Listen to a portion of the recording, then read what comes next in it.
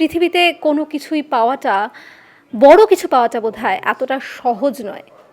আমাদের সঙ্গে রয়েছেন আজকে আড্ডায় সঙ্গীত শিল্পী ইমন, এবং এতটা রাস্তা যেভাবে হেঁটে আসা এবং তারপর আজকের এই পুরস্কার প্রাপ্তি। না মানে অনেকটা রাস্তা হাঁটা হয়েছে এবং আরও অনেকটা মানে এর চেয়ে আরও অনেক বেশি রাস্তা হাঁটা বাকি। হ্যাঁ মানে পুরস্কার পাওয়ার জন্যে তো আলাদা করে কোনো গান গাওয়া হয় না, তবে যখন একটা স্বীকৃতি আসে পুরস্কারটা ডেফিনেটলি একটা স্বীকৃতি, এবং সেটা যদি ন্যাশনাল অ্যাওয়ার্ড হয় সেটা তো সত্যি সত্যি একটা স্বীকৃতির জায়গা এবং খুব আনন্দের জায়গা।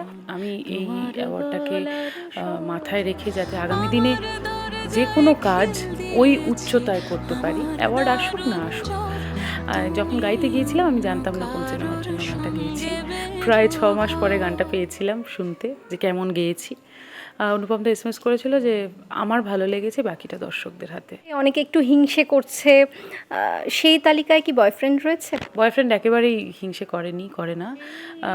কাছের মানুষরা কখনো হিংসে করেন না, যারা হিংসে করেন তাদের ওই জলার গন্ধটা, ওই গন্ধটা আমার ভীষণ ভালো লাগে।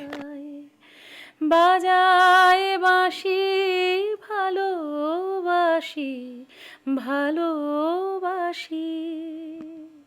ভালোবাসায় ভালোবাসায় তোমার এই পথ চলা আরও সুন্দর হোক, আরও এগিয়ে চলো, এটাই কামনা করব।